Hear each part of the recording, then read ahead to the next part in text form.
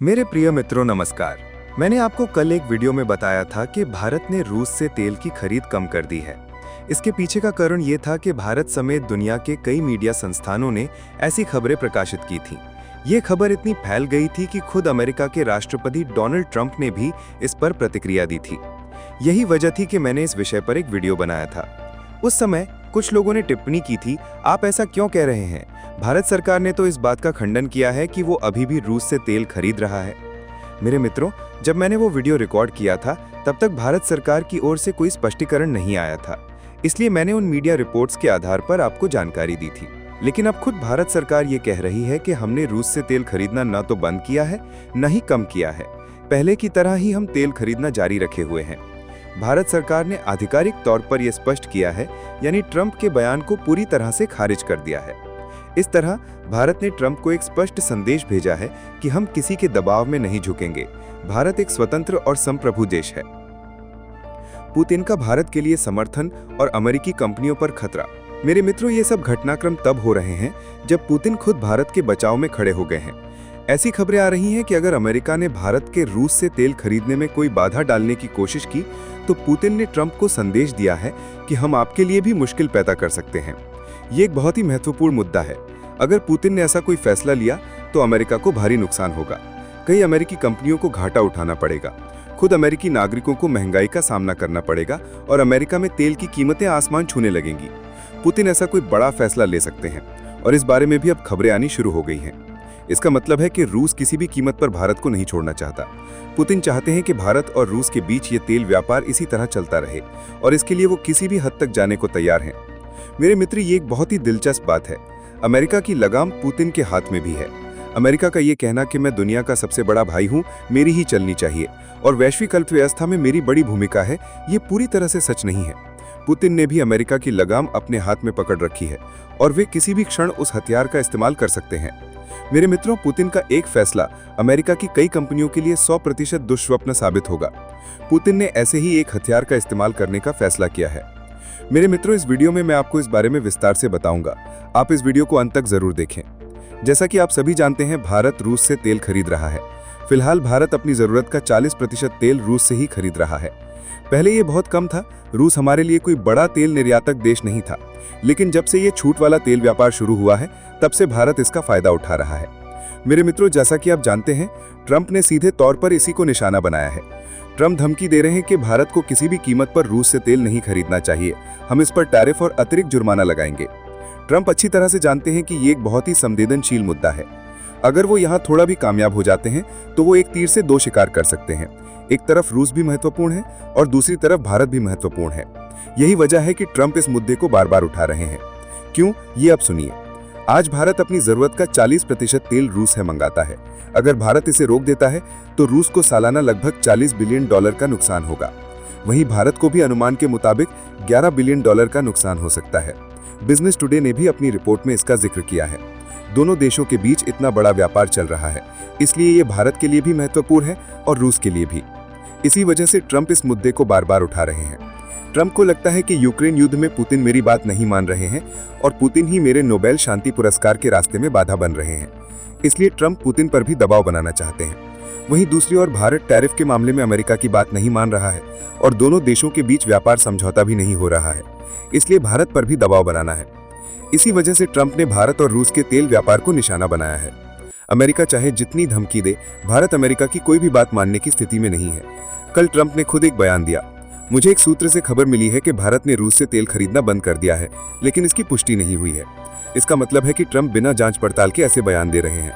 भारत इनमें से किसी का भी जवाब नहीं दे रहा है। न तो भारत के प्रधानमंत्री न ही विदेश मंत्री अमेरिका को जवाब देने की जहमत उठा रहे हैं। बल्कि भारत अमेरिका को किस रूप में जवाब दे रहा है, ये है कि विदेश मंत्रालय के प्रवक्ता के माध्यम से बहुत ही शांत जवाब दिया जा रहा है। जब ट्रंप ने कहा कि भारत ने रूस से तेल खरीदना बंद कर दिया है, तो भारत के विदेश मंत्रालय के प्रवक्ता रणदीप जायसवाल ने बहुत ही शांत तरीके से जवाब दिया, भारत की ऊर्जा सुरक्षा हमारे लिए महत्वपूर्ण है।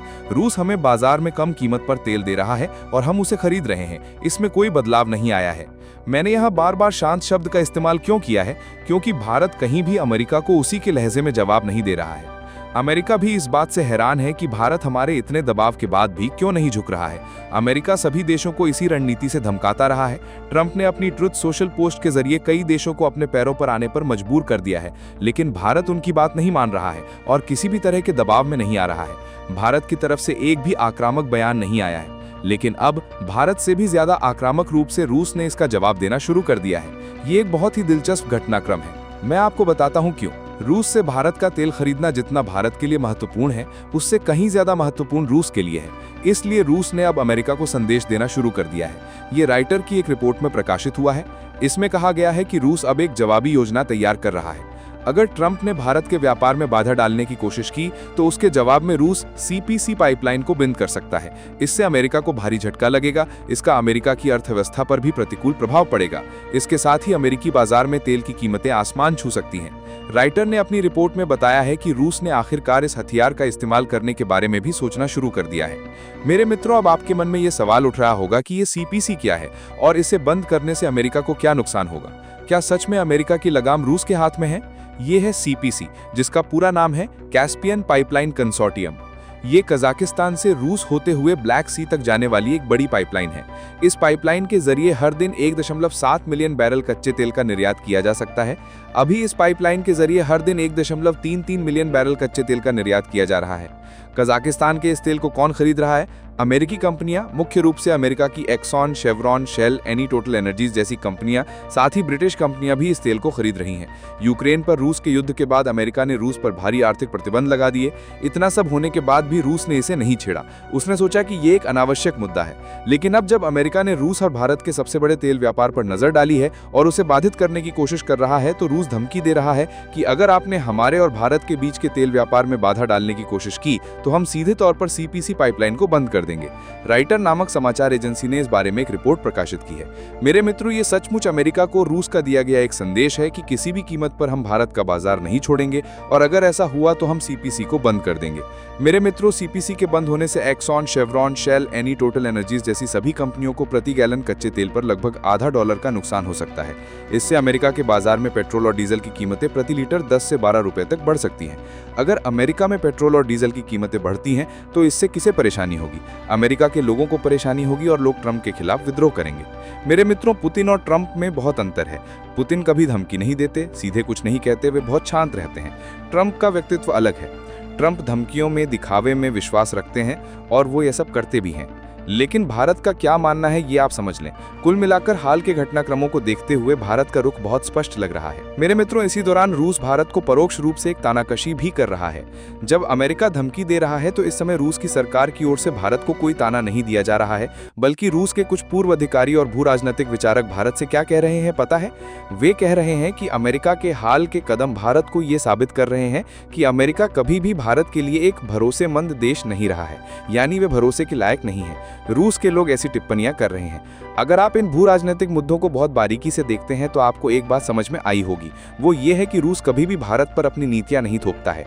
उदाहरण के लिए, भारत अब G7 में भी भाग लेता है। भारत G7 में एक अतिथि देश के रूप में भाग लेता है। रूस ने कभी इसका विरोध नहीं किया। रूस ने कभी भारत से नहीं कहा कि आप ब्रिक्स के सदस्य हैं तो आप G7 में क्यों जा रहे हैं, हम इसका विरोध करते हैं। रूस भारत के हितों का सम्मान करता है। वहीं दूसरी ओर भारत क्वाड का भी सदस्य है। रूस क्वाड के बारे में क्या कहता है? हम क्वाड में रुचि नहीं रखते, हम इसका समर्थन नहीं करते। लेकिन अगर भारत इसमें रुचि रखता है तो वे भाग लेते हैं। ये भारत के हित का मुद्दा है और रूस ने इसे छोड़ दिया है। रूस ने कभी भी इन मामलों में भारत को धमकी देने का काम नहीं किया है। भारत फ्रांस से हथियार खरीदता है, रूस इसका भी विरोध नहीं करता। रूस ने कभी भी भारत को यह कहकर नहीं रोका कि हम आपको सबसे ज्यादा हथियार दे रहे हैं तो आप फ्रांस की तरफ क्यों देख रहे हैं। वहीं दूसरी ओर अमेरिका को देखें कि अमेरिकी लोग भारत को किस तरह धमकी देते हैं।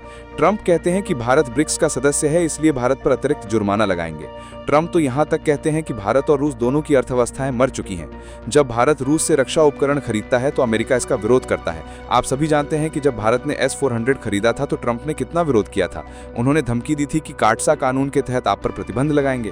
भारत ने पहले भी S-400 खरीदते समय अमेरिका की धमकियों के आगे घुटने नहीं टेके थे और अब भी नहीं झुकेगा। भारत ये संदेश दे रहा है। इसके समर्थन में रूस भी भारत को हर तरह का समर्थन देने के लिए तैयार है, ये संदेश दे रहा है। इसलिए मेरे मित्रों, आने वाले कुछ समय में ये मुद्दा कई बड़े घटनाक्रमों का कारण बनेगा। भू राजनीतिक राजनीतिक रूप से बहुत ही महत्वपूर्ण कुछ घटनाएं होने वाली हैं, उस समय मैं आपको इसके बारे में बताने की कोशिश करूंगा। इन सभी मुद्दों के बारे में आपके क्या विचार हैं, अपनी राय और विचार कमेंट करके हमें बताएं। साथ ही अगर आपको ये वीडियो पसंद आया हो तो इसे लाइक करें, और अगर आपने अभी तक हमारे पसंदीदा संस्कार सौरभ यूट्यूब चैनल को सब्सक्राइब नहीं किया है तो अभी सब्सक्राइब करें। सभी आगामी अपडेट्स की सूचना के लिए बेल आइकन दबाएं।